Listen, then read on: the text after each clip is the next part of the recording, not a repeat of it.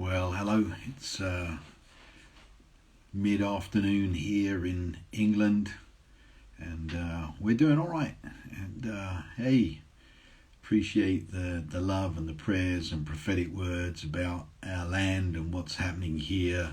But there's a whole lot to be really hopeful about and believe for, without any shadow of a doubt. So really appreciate the shout outs that a few have given and different things that have been said. But apart from inconvenience and frustration and disappointment around the place, we're good. And I think we need to help people though.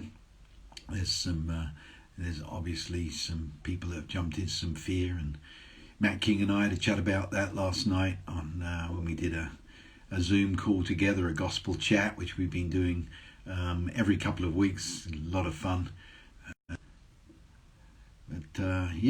All right, we're back. We're running again. A little internet blip there going on, but Matt and I had a good chat.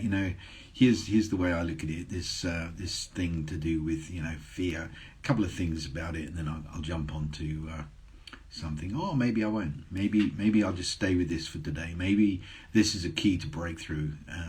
So I think one of the things that we actually have to learn to do is to embrace emotions and to actually hold them, so that we feel the weight of the emotion, so that when we take it to the cross, we feel the relief of the cross.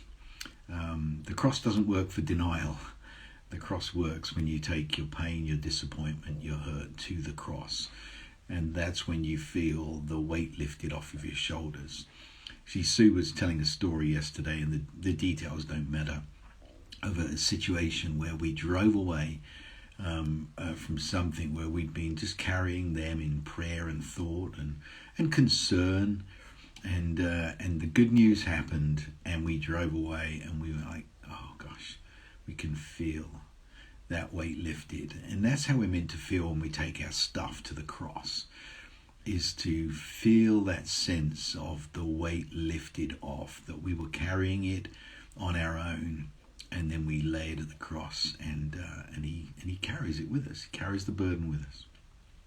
But here's the just 4 simple strategies, keys to breakthrough around this subject of dealing with fear and anxiety. It's actually very real in our world. Of course it is. This is crazy. This is unprecedented. And different people reacting in different ways, and people wanting to find somebody somewhere to blame, some politician who made a mistake, some scientist who's, got some corrupt motive, some entrepreneur or businessman who's trying to make a fortune out of a vaccine, and all of that, and there's all sorts of stuff like that. But so here's my sort of 4 thoughts around this. Number 1, you've got to manage your internal world.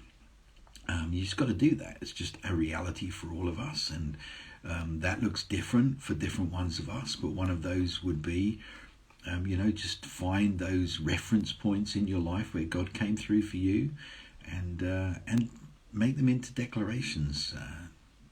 Talking to yourself's okay, as long as it's positive and declaration. So that's number 1. You've got to manage your internal world. And, thankfulness is a good way of doing that. Recently heard one of the geniuses I listened to on a podcast saying, that anxiety is worrying about lack in the future, but thankfulness is recognizing what you have now, and that's a key to dealing with anxiety, is to live thankful. So manage your internal world, manage your relationship with God. Make sure that you are connected with Him. Manage that relationship. Absolutely, of course, the most vital relationship of them all, to have that and to know that He's speaking into your life through the Word or however that comes to you. And then manage your relationships. Manage the relationships around you. Have the kind of relationships where you can be real and honest, and be the person that somebody else can be real and honest with. And then lastly, manage manage the information that comes into your world. Take care of that. Manage that. Just limit what you're listening to, and it's a very interesting era. There's never been an era where there's been so many different ways in which we get our news and information. So, those are my sort of thoughts. Manage your internal world, manage your relationship with God, manage your relationship with other people, and manage, as it were, your relationship with the wider world, and take care of these things. And your breakthrough, in the midst of this, many of us are believing for extraordinary breakthroughs, and this hasn't changed anything. He's still the same God. In Jeremiah 29:11, the verse that we quote so much, was written into captivity. And so that's me just for now, and I'll probably come back later on tonight. I'm going to actually have a look at another one of the Did You Get What You Came Here For? But for now, take care of yourself in this unusual scenario, whoever you are, whatever you're doing.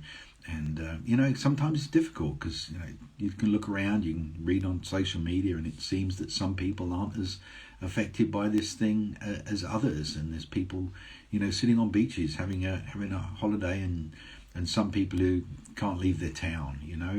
So it's challenging. Of course it is challenging. But I think that these are simple keys, and above all, I tell you, the thing that gets me through is to always have a song in my head, to always be able to find that song. And many of you who've listened to me recently know that there's been a couple for me. Jesus is the answer for the world today.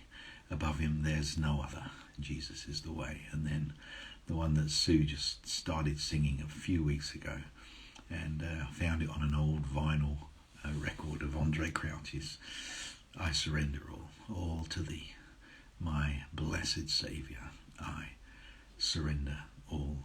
So those are some thoughts from me about this season and how to walk through it.